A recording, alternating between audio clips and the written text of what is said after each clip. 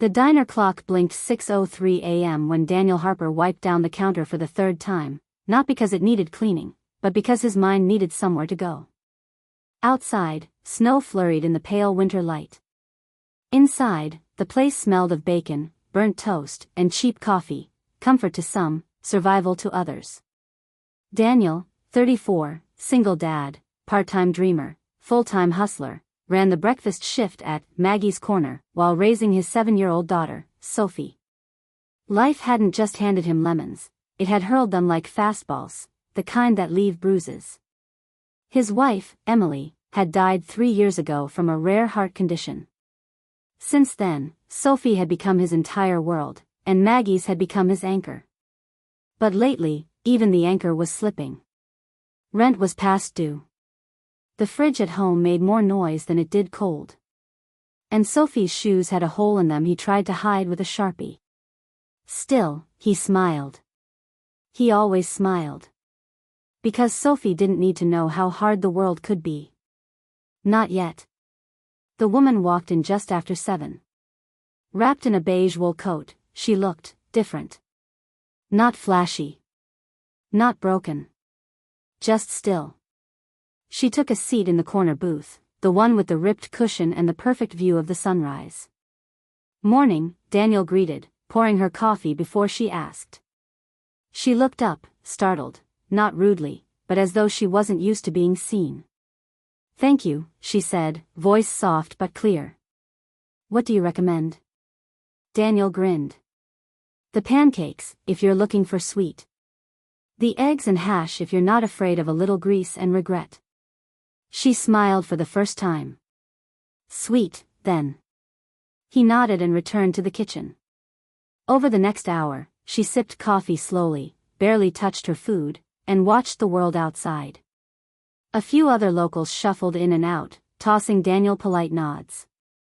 Most were regulars, truckers, schoolteachers, the quiet guy from the hardware store. But the woman? No one knew her. It was Sophie who broke the ice. She had been sitting in the back booth, coloring as she often did before school. When Daniel went to clear another table, Sophie wandered over to the woman with a shy smile. "I like your coat," she said. The woman blinked, surprised again. "Thank you. I like your drawing.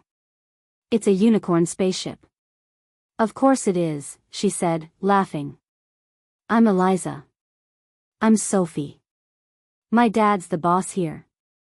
"Is he?" "Yeah," Sophie nodded. "Well, sort of.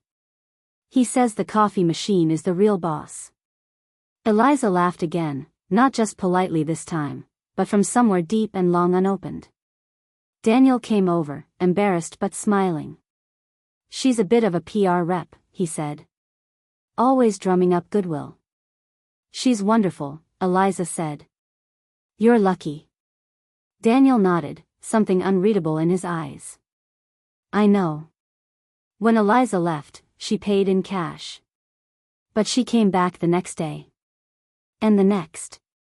Sometimes she ordered tea. Sometimes just toast. But always she stayed. Watched. Listened.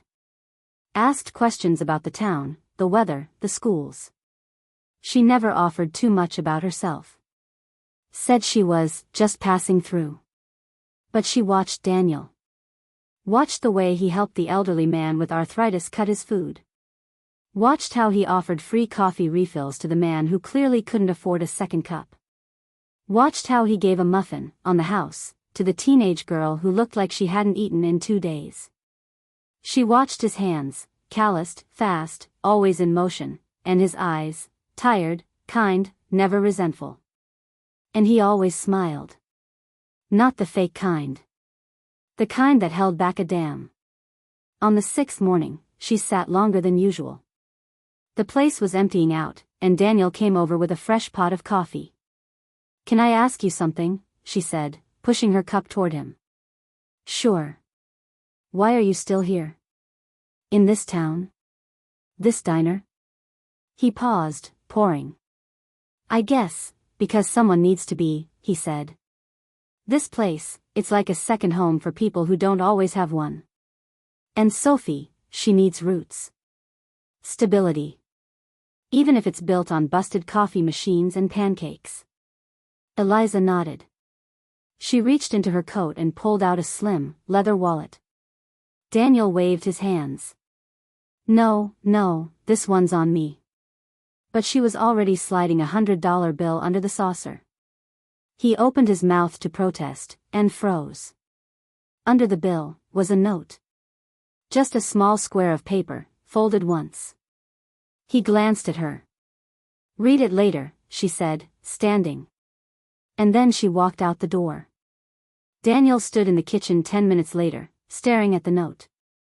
His hands were trembling. He opened it. You reminded me why I started. Your kindness is your wealth. And I'd like to invest in it. My name is Eliza Wren. You may not know it, but I founded Wren Foundation, and own the Wren Hotel Group. You slipped me kindness without knowing who I was. Now I'm slipping you something back. Check under the pancake griddle. His heart thundered. He rushed back out, ignoring the bell on the front door. Flipping the griddle open, he found a sealed envelope. Inside, a cashier's check. $250,000. With a note. To rebuild. For Sophie. For this town. If you'll let me help, Eliza. In the middle of the diner. Bacon still sizzling. Sophie still drawing unicorns. Snow still falling. He cried because someone had seen him. Not the struggle. But the goodness inside it. 3 months later, Maggie's Corner had new windows, fresh paint, and a reading nook where kids could eat pancakes and borrow books. Sophie had new shoes. And a new piano. And Daniel? He had a partner. Not in business. Not yet in love. But in purpose. Eliza visited often. Quietly. Never seeking credit. Just watching. Helping. Smiling. And every once in a while, she'd find another folded note tucked under her coffee cup. Simple words. A kind of thank you. You reminded me what hope tastes like. Like warm pancakes. And second chances. Because sometimes, the richest people in the room aren't the ones with money. And sometimes, the smallest acts of kindness, a smile, a muffin, a note, carry the greatest wealth.